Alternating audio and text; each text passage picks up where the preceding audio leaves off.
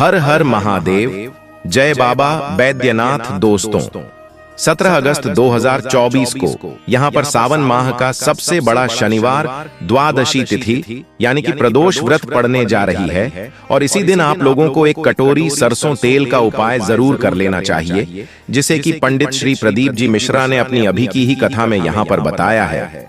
तो दोस्तों, सावन के इस पावन महीने में शनिवार द्वादशी तिथि के दिन किया जाने वाला यह एक कटोरी सरसों तेल वाला उपाय आप लोगों को जरूर करना चाहिए, क्योंकि दोस्तों यह एक ऐसा उपाय है जो कि हर रोज नहीं किया जाता है।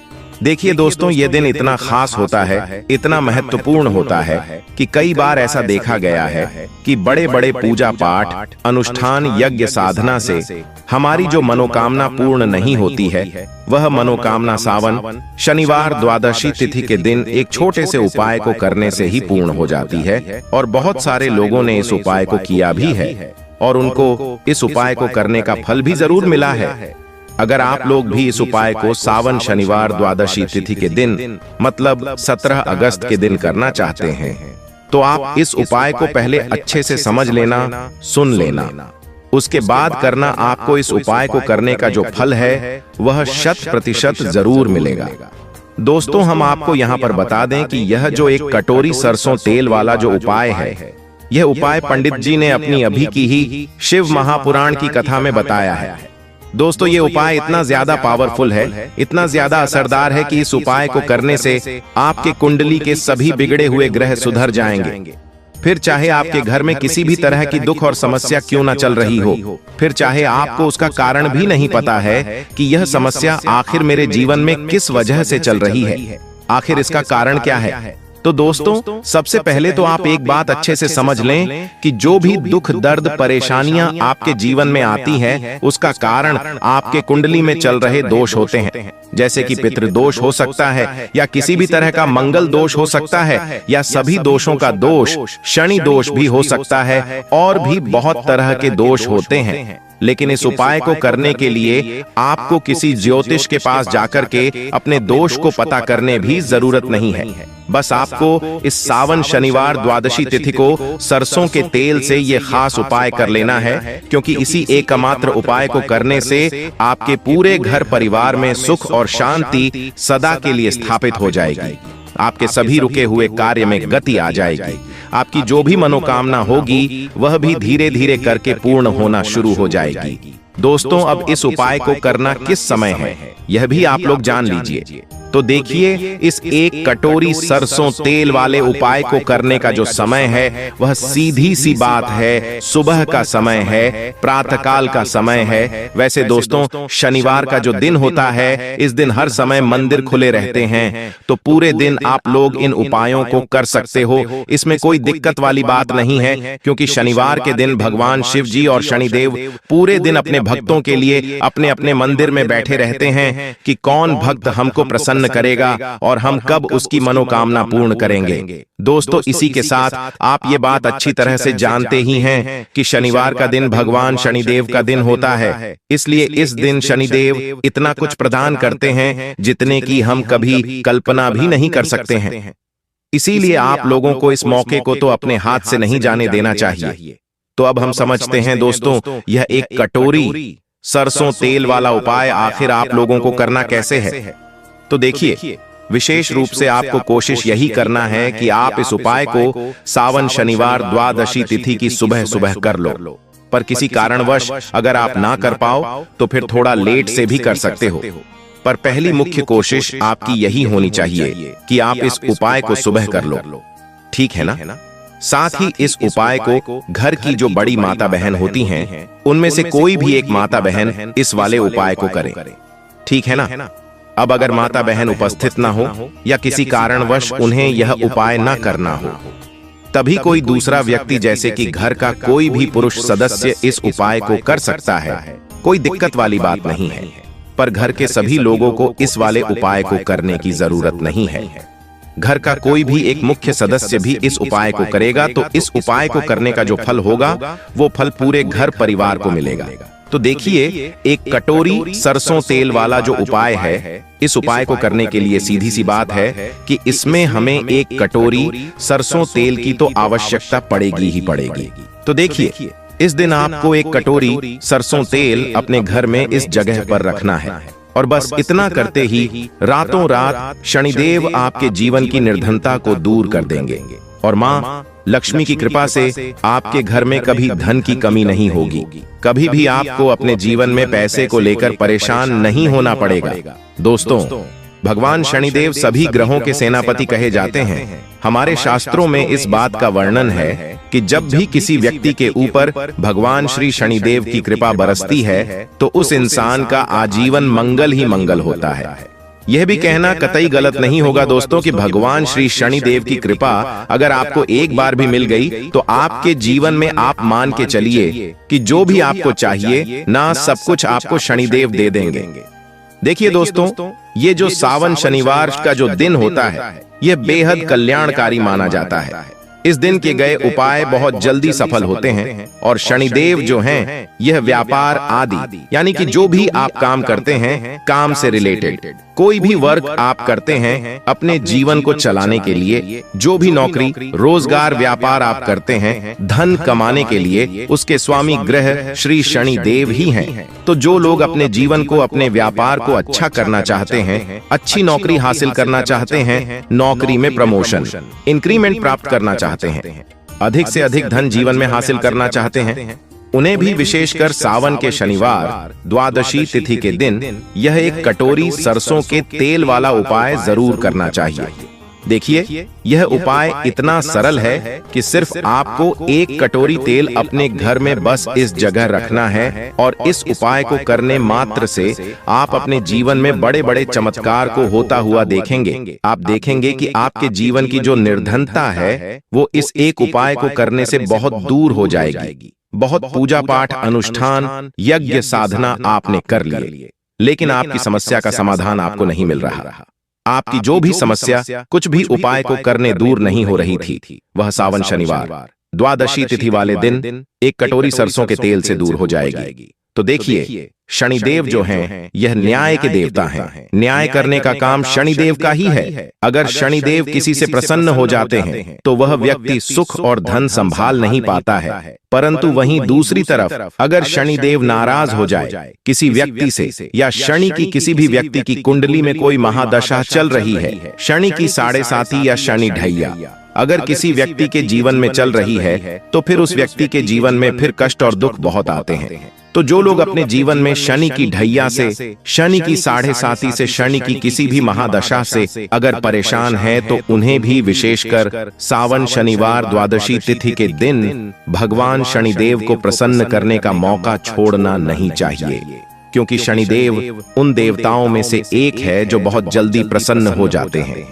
लेकिन जितनी जल्दी शनिदेव प्रसन्न होते हैं उतनी ही जल्दी वो हमसे रुष्ट भी हो जाते हैं। तो चलिए दोस्तों, बात कर लेते हैं सबसे पहले उपाय की कौन सा है। वह सबसे पहला उपाय जो आपको विशेषकर इस बार सावन शनिवार द्वादशी तिथि वाले दिन जरूर करना चाहिए। तो देखिए, जो पहला उपाय आपको बताने जा रहे हैं इस उपाय को करने से शनि की 7.5 शनि ढैया, शनि की कोई भी महादशा अगर आपकी कुंडली में है वह दूर होगी और शनिदेव आपसे बेहद प्रसन्न होकर आपको इतना आशीर्वाद देंगे कि आपको अपने जीवन में धनवान बनने से कोई रोक नहीं पाएगा। तो देखिए, आपको करना क्या है। आपको यहाँ पर सरसों का तेल लेना है। अब आपको बता दें सरसों का तेल शनिदेव से क्यों जुड़ा हुआ है, क्योंकि शनिदेव जो हैं इन्हें सरसों का तेल बहुत ही ज्यादा प्रिय है। शनिदेव के हर एक मंदिर में शनिवार के दिन उन्हें सरसों के तेल से स्नान जरूर कराया जाता है और जो व्यक्ति शनिदेव को सरसों का तेल अर्पित करता है, सरसों के तेल से जुड़ा हुआ कोई भी उपाय कर लेता है, शनिदेव अपने उस भक्त से प्रसन्न होकर उसे मनवांछित फल देते हैं। तो देखिए, सरसों का तेल आपको एक कटोरी में लेना है। अगर लोहे की कटोरी है तो बहुत ही उत्तम है, वरना आप किसी भी प्लास्टिक में या किसी भी बर्तन में सरसों तेल ले सकते हैं। और एक आपको सरसों के तेल का दीपक तैयार करना है। ठीक है, फिर उस सरसों के तेल का जो दीपक आपने लिया है उसके अंदर आपको एक चुटकी काला तिल अगर आपके पास है तो उसे डाल देना है, वरना कोई बात नहीं है। अब आपको क्या करना है, सरसों का तेल और सरसों के तेल का दीपक जो आपने तैयार करा है यह लेकर आपको जाना है शनिदेव के मंदिर में। आपके घर के आसपास जहां भी शनिदेव का मंदिर है वहां पर आप जाएं, है ना, और शनिदेव को सबसे पहले यह तेल अर्पित कर दें। कहां पर? तो शनिदेव की मूर्ति पर। और उसके बाद जो दीपक आप लेकर के गए हैं सरसों के तेल का, वह दीपक आपको जलाकर अपने हाथ में लेना है और शनिदेव से आपको क्षमा याचना करनी है, क्योंकि यह दंड अधिकारी है। व्यक्ति को दंड देने का काम शनिदेव का ही है। तो उनके चरणों की तरफ आपको देखकर बहुत ही नम्रता, बहुत ही विनम्र स्वभाव के साथ आपको कहना है कि हे शनिदेव, मेरे जीवन के दुख बहुत बढ़ गए हैं, कष्ट बहुत बढ़ गए हैं। मैं अपने जीवन में कर्जे को लेकर परेशान हूँ, धन को लेकर परेशान हूँ। मुझे नहीं पता कि मुझसे क्या भूल चूक हुई है। मुझसे जितनी भी गलतियां हुई हैं उसके लिए मुझे क्षमा कर दें और अपनी कृपा मुझ पर बनाए रखें। अपनी कृपा ऐसी मुझ पर कर दें कि मैं अपने जीवन में सदैव सुख को हासिल करूं, धन को हासिल करूं, कभी भी अपने जीवन में मैं निर्धनता का सामना ही न करूं। ऐसी प्रार्थना आप कर लेना। फिर शनिदेव को सरसों के तेल का दीपक अर्पित कर देना, एक दीपक जला देना। मात्र इस एक उपाय को करने से बड़ा शनि दोष आपके कुंडली से, आपके जीवन से दूर हो जाएगा। जब भी आप शनिदेव को सरसों का तेल अर्पित करते हैं तो ऐसा करने से भगवान श्री शनिदेव आपसे अत्यंत प्रसन्न हो जाते हैं, जिसके बाद आपको कभी भी शनि दोष परेशान नहीं करेगा।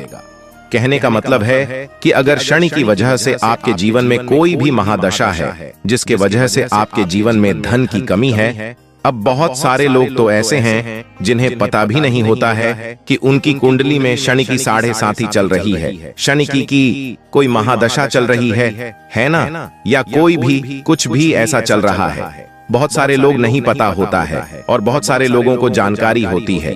तो अगर आपको कुछ नहीं भी पता है और फिर भी आप उपाय करते हैं, चाहे आपकी कुंडली में दोष है या नहीं है, तो कहने का मतलब यह है कि जब भी आप उपाय करेंगे तो आपको इसका आशीर्वाद ही मिलेगा, इसका आपको फल ही मिलेगा। आप देखेंगे कि शनिदेव की कृपा से आपके जीवन की जो निर्धनता है, चाहे वो किसी भी वजह से है, वह दूर होगी और आपके जीवन के कष्टों को शनिदेव दूर कर देंगे, क्योंकि शनिदेव जो है यह न्याय के देवता तो है ही। और अगर यह किसी से प्रसन्न हो जाते हैं ना, तो उस व्यक्ति के घर में, उसके जीवन में फिर किसी चीज की कमी नहीं रहती है। वह व्यक्ति जो भी अपने जीवन में ता है ना, हर तरह का सुख उस व्यक्ति को अपने जीवन में मिलता है। तो आपको करना क्या है, एक दीपक यहाँ पर आपको तैयार करना है। अब दीपक आप चमेली के तेल का भी ले सकते हैं और आप सरसों के तेल का भी ले सकते हैं, है ना। सरसों के तेल का मान लीजिए आपने एक दीपक, उसके अंदर आपको 2 फूल वाली लौंग डालनी है।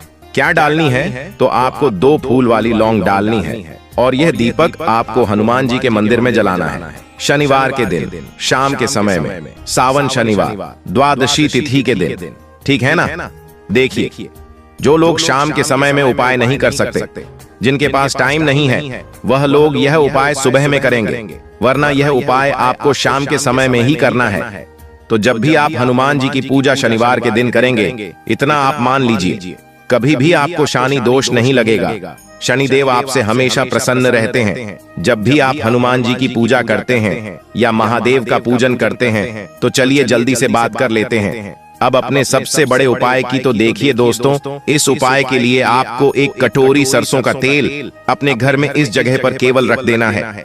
किस जगह पर रखना है, उपाय को कैसे करना है और कैसे यह एक कटोरी सरसों का तेल रातों रात आपके भाग्य को चमका देगा, आपकी सोई हुई किस्मत को जगा देगा और निर्धनता, गरीबी आपके जीवन हमेशा के लिए दूर हो जाएगी। और शनिदेव आपको अपने जीवन में इतना सुख देंगे कि आप देखेंगे कि आपके जीवन में हर तरफ से, हर जगह से सुख आएगा, धन आएगा, समृद्धि आपके घर में बढ़ती चली जाएगी। तो देखिए, हमने पहले ही आपको बताया है कि सरसों का तेल भगवान शनिदेव को बहुत ही प्रिय होता है ना। एक पौराणिक कथा के अनुसार जब शनिदेव के शरीर पर भाव हो गए थे, तब हनुमान जी ने शनि देव के पूरे शरीर पर सरसों के तेल से मालिश की थी, जिसके बाद ही शनि देव को अपने कष्टों से मुक्ति मिली थी। तभी प्रसन्न होकर शनि देव ने कहा था कि शनिवार के दिन जो भी भक्त मुझे सरसों का तेल अर्पित करेगा एवं उससे जुड़ा उपाय करेगा, उसके जीवन में मैं कभी भी कोई तकलीफ शनि के वजह से नहीं आएगी। तो इस उपाय के लिए आपको एक कटोरी में सरसों का लेना है और यह तेल आपको अपने घर के ईशान कोण में रखना है। रखने का मतलब है एक कटोरी सरसों का तेल लेंगे, अपने घर में थोड़ी देर उसे ईशान कोण में रखेंगे, है ना? क्योंकि जो आपके घर का ईशान कोण होता है, ये एक ऐसी जगह होती है जहां पर कोई भी वस्तु रखने से उस वस्तु में अपार शक्ति आ जाती है। वास्तु शास्त्र में ईशान कोण को शक्ति की दिशा भी कहा गया है। जिन लोगों को नहीं पता कि ईशान कोण कहां होता है, तो मैं आपको बता दूं कि पूर्व और उत्तर दिशा के मध्य भाग को ईशान कोण कहते हैं। ठीक है ना? उसके बाद आपको इस सरसों के तेल को घर में से जितने भी सदस्य हैं, उन सभी को इस सरसों के तेल को लगाना है। लेकिन तेल लगाने से पूर्व आपको मन ही मन भगवान शनिदेव का स्मरण करना है और ओम शण शनैश्चराय नमः इस मंत्र का मन में जाप करते हुए इस तेल को सबसे पहले अपने सर पर लगाना है, फिर अपने हाथों पर लगाना है और फिर इस तेल को आपके पैर के जो नाखून है ना, आपके पैर के नाखूनों पर, सारे नाखूनों पर आपको थोड़ा थोड़ा सा सरसों का तेल लगाना है। देखिए, मैं जितने भी सदस्य हैं, अगर सभी यह उपाय कर लेते हैं, सभी इस दिन अपने हाथों पर थोड़ा सा सरसों का तेल लगा लेते हैं, थोड़ा सा पैर के नाखूनों पर लगा लेते हैं, सावन शनिवार द्वादशी तिथि के दिन रात के समय में। तो इससे होता क्या है कि आपकी कुंडली में शनि की अगर कोई भी महादशा है तो वह ठीक होती है। शनिदेव आपसे बेहद प्रसन्न हो जाते हैं और रातों रात आपका भाग्य, जो आपका साथ भी नहीं दे रहा था, वो आपको जीवन में कामयाब धनवान करोड़पति बना देगा। जो आपकी किस्मत में भी नहीं लिखा होता है, वह भी आपको शनि देव दे देते हैं। तो बहुत ही विशेष और उत्तम उपाय है। सरसों का तेल तो सभी के घर में होता है और यह उपाय सभी लोग अपने घर में बहुत आसानी से कर सकते हैं, है ना? तो इसी के साथ दोस्तों, चलिए हम जानते हैं अगले उपाय के बारे में, जिसे कि आपको सावन शनिवार द्वादशी तिथि के दिन करना है। आप इस शनिवार द्वादशी तिथि वाले दिन अपनी छत पर पक्षियों के लिए कुछ न कुछ खाने के लिए जरूर डालें और थोड़े से पानी की भी व्यवस्था कर दें।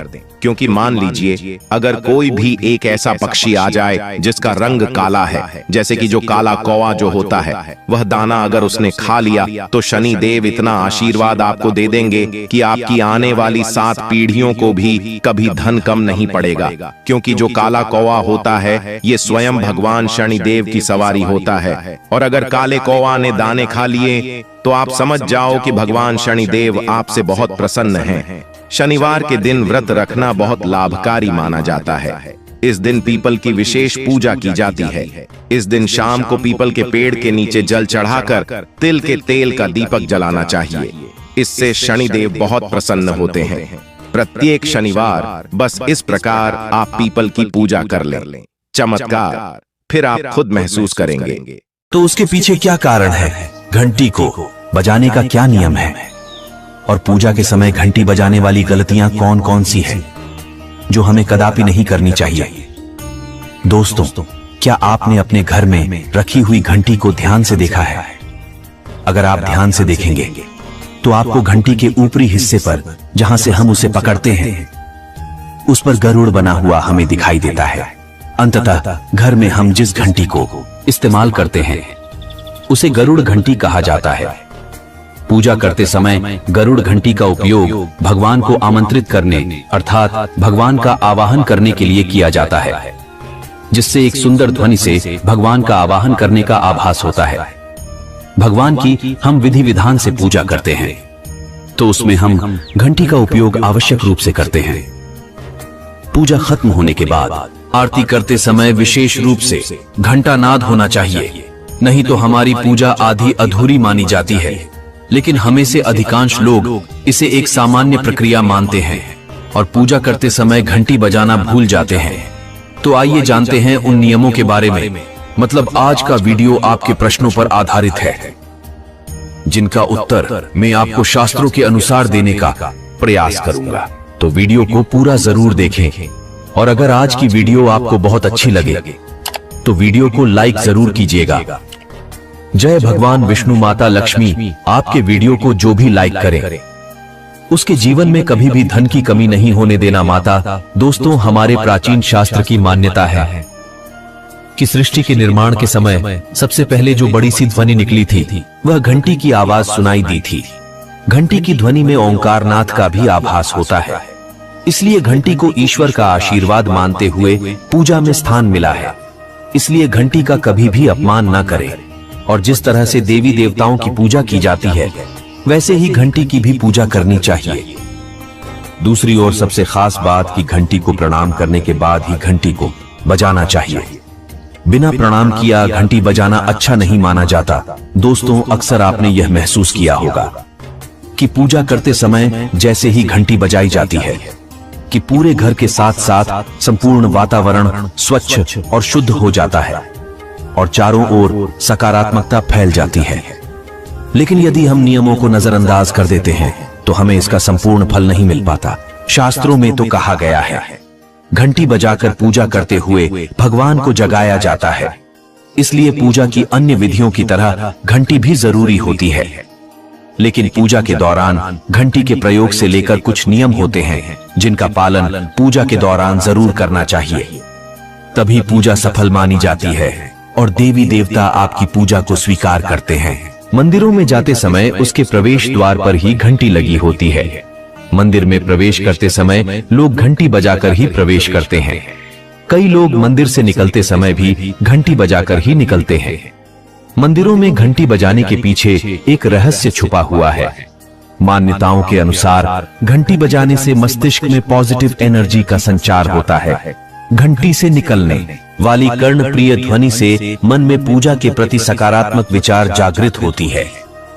घंटी बजाते हुए पूजा करने से आत्मसंतुष्टि मिलती है और भक्तजन शांति का अनुभव करते हैं। मंदिर में प्रवेश करते समय आवश्यक रूप से घंटी बजाना चाहिए। ऐसी मान्यता है कि मंदिर में प्रवेश के समय घंटी बजाने से मौजूद देवी देवताओं में चेतना जागृत होती है और उनका आकर्षण भक्तों की ओर बढ़ता है। मान्यताओं के अनुसार पूजा करने के बाद बाहर निकलते हुए कभी भी घंटी नहीं बजाना चाहिए। शास्त्रों के अनुसार पूजा करने के बाद लौटते हुए घंटी बजाना घंटी के नियमों के विरुद्ध है। घंटी बजाने के कई नियम हैं। इसमें सबसे जरूरी नियम है कि घंटी को जोर से कभी नहीं बजाना चाहिए। अगर आप पूजा की नियत से मंदिर में प्रवेश कर रहे हैं तो ऐसी परिस्थिति में जोर से घंटी बजाना आपके अंदर मौजूद भक्ति भाव को नाश कर सकता है। घंटी को लगातार नहीं बजाना चाहिए, एक बार में 2 से 3 बार ही घंटी बजानी चाहिए। मान्यताओं के अनुसार घंटी बजाने से देवी देवताओं में चेतना जागती है और उनका ध्यान पूजा करने आए भक्तों की ओर आकर्षित होता है। घंटी बजाने से वातावरण में कंपन पैदा होता है और इस कर्णप्रिय कंपन ध्वनि से वातावरण में पॉजिटिव एनर्जी का संचार होता है। कहा जाता है जहां तक घंटी की ध्वनि जाती है वहां सकारात्मक ऊर्जा का प्रवाह बढ़ता है।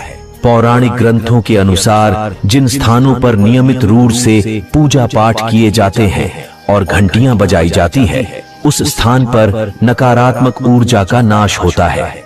इसलिए नियमित पूजा पाठ और घंटी बजने वाले स्थानों पर वातावरण शुद्ध और माहौल शांतिमय बना रहता है। तो आइए जानते हैं घंटी को कब कब बजाना चाहिए। भगवान को जल अर्पण करते समय, धूप दीप लगाते समय, भोग अर्पण करते समय, आरती करते समय घंटा नाद करना चाहिए। ऐसा करने से हमारी पूजा संपन्न मानी जाती है। दोस्तों, घंटी बजाते समय भगवान का नाम अथवा आरती अवश्य बोलनी चाहिए। 1 या 2 मिनट ही क्यों ना हो, परंतु प्रतिदिन सुबह शाम घर में घंटी अवश्य बजानी चाहिए। यदि आपको अपने घर में या अपने आप में नकारात्मकता महसूस हो तो थोड़ी देर के लिए भगवान के सामने प्रभु का नाम लेते हुए घंटी जरूर बजाएं। सारी नकारात्मकता नष्ट हो जाएगी।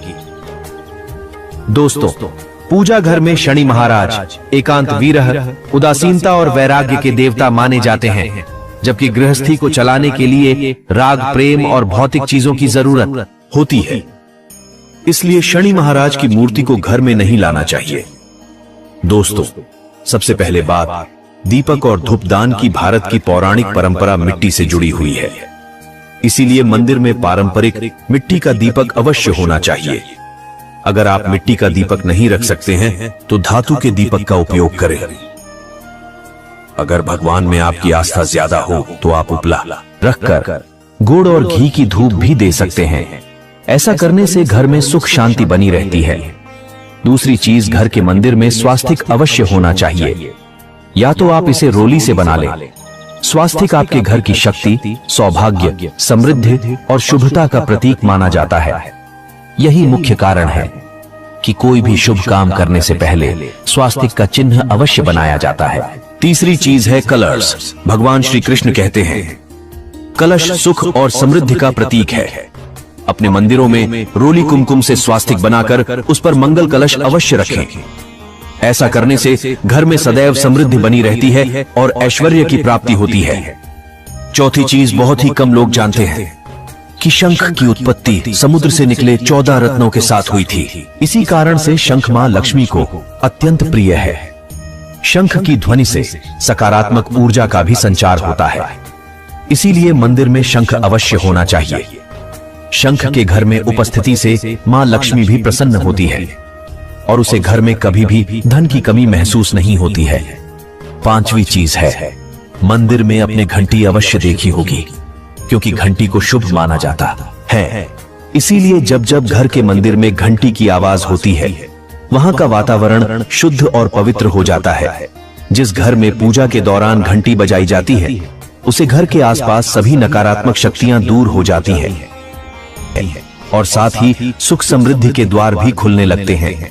तो ये हैं वह वस्तुएं जिन्हें घर के मंदिर में जरूर रखनी चाहिए। तो आइए जान लेते हैं कि घर के मंदिर में कौन सी चीज कभी नहीं रखनी चाहिए। सबसे पहली चीज है गणेश जी की मूर्ति।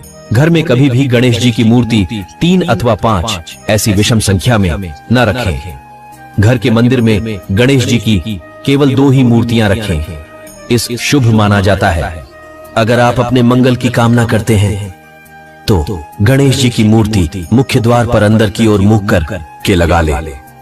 कई लोग यह गलती करते हैं कि गणेश जी की मूर्ति घर के मुख्य द्वार पर बाहर की ओर करके लगा देते हैं, जिससे उन्हें काफी नुकसान का सामना करना पड़ता है। अगर आप चाहे तो मुख्य द्वार के दोनों ओर लगा दें, लेकिन ध्यान रहे मुख्य द्वार के अंदर की ओर ही लगाए, बाहर की ओर कभी भी मत लगाए। दूसरी चीज है वास्तु शास्त्र के अनुसार पूजा घर में कभी भी पितरों की तस्वीर नहीं लगानी चाहिए। पूजा घर में ऐसी तस्वीर लगाना अशुभ माना जाता है। इसीलिए पितरों की तस्वीर पूजा घर में न लगाकर घर के किसी दूसरी जगह लगा दें, क्योंकि धर्म ग्रंथों के अनुसार हमारी पूजा आधी अधूरी मानी जाती है। लेकिन हमें से अधिकांश लोग इसे एक सामान्य प्रक्रिया मानते हैं और पूजा करते समय घंटी बजाना भूल जाते हैं। तो आइए जानते हैं उन नियमों के बारे में। मतलब आज का वीडियो आपके प्रश्नों पर आधारित है, जिनका उत्तर मैं आपको शास्त्रों के अनुसार देने का प्रयास करूंगा। तो वीडियो को पूरा जरूर देखें और अगर आज की वीडियो आपको बहुत अच्छी लगे तो वीडियो को लाइक जरूर कीजिएगा। जय भगवान विष्णु माता लक्ष्मी आपके वीडियो को जो भी लाइक करे उसके जीवन में कभी भी धन की कमी नहीं होने देना। माता दोस्तों, हमारे प्राचीन शास्त्र की मान्यता है कि सृष्टि के निर्माण के समय सबसे पहले जो बड़ी सी ध्वनि निकली थी वह घंटी की आवाज सुनाई दी थी। घंटी की ध्वनि में ओंकारनाथ का भी आभास होता है। इसलिए घंटी को ईश्वर का आशीर्वाद मानते हुए पूजा में स्थान मिला है। इसलिए घंटी का कभी भी अपमान न करें और जिस तरह से देवी देवताओं की पूजा की जाती है वैसे ही घंटी की भी पूजा करनी चाहिए। दूसरी ओर सबसे खास बात कि घंटी को प्रणाम करने के बाद ही घंटी को बजाना चाहिए। बिना प्रणाम किया घंटी बजाना अच्छा नहीं माना जाता। दोस्तों, अक्सर आपने यह महसूस किया होगा कि पूजा करते समय जैसे ही घंटी बजाई जाती है कि पूरे घर के साथ साथ संपूर्ण वातावरण स्वच्छ और शुद्ध हो जाता है और चारों ओर सकारात्मकता फैल जाती है। लेकिन यदि हम नियमों को नजरअंदाज कर देते हैं तो हमें इसका संपूर्ण फल नहीं मिल पाता। शास्त्रों में तो कहा गया है घंटी बजाकर पूजा करते हुए भगवान को जगाया जाता है। इसलिए पूजा की अन्य विधियों की तरह घंटी भी जरूरी होती है। लेकिन पूजा के दौरान घंटी के प्रयोग से लेकर कुछ नियम होते हैं जिनका पालन पूजा के दौरान जरूर करना चाहिए, तभी पूजा सफल मानी जाती है। और देवी देवता आपकी पूजा को स्वीकार करते हैं। मंदिरों में जाते समय उसके प्रवेश द्वार पर ही घंटी लगी होती है। मंदिर में प्रवेश करते समय लोग घंटी बजाकर ही प्रवेश करते हैं। कई लोग मंदिर से निकलते समय भी घंटी बजाकर ही निकलते हैं। मंदिरों में घंटी बजाने के पीछे एक रहस्य छुपा हुआ है। मान्यताओं के अनुसार घंटी बजाने से मस्तिष्क में पॉजिटिव एनर्जी का संचार होता है। घंटी से निकलने वाली कर्णप्रिय ध्वनि से मन में पूजा के प्रति सकारात्मक विचार जागृत होती है। घंटी बजाते हुए पूजा करने से आत्मसंतुष्टि मिलती है और भक्तजन शांति का अनुभव करते हैं। मंदिर में प्रवेश करते समय आवश्यक रूप से घंटी बजाना चाहिए। ऐसी मान्यता है कि मंदिर में प्रवेश के समय घंटी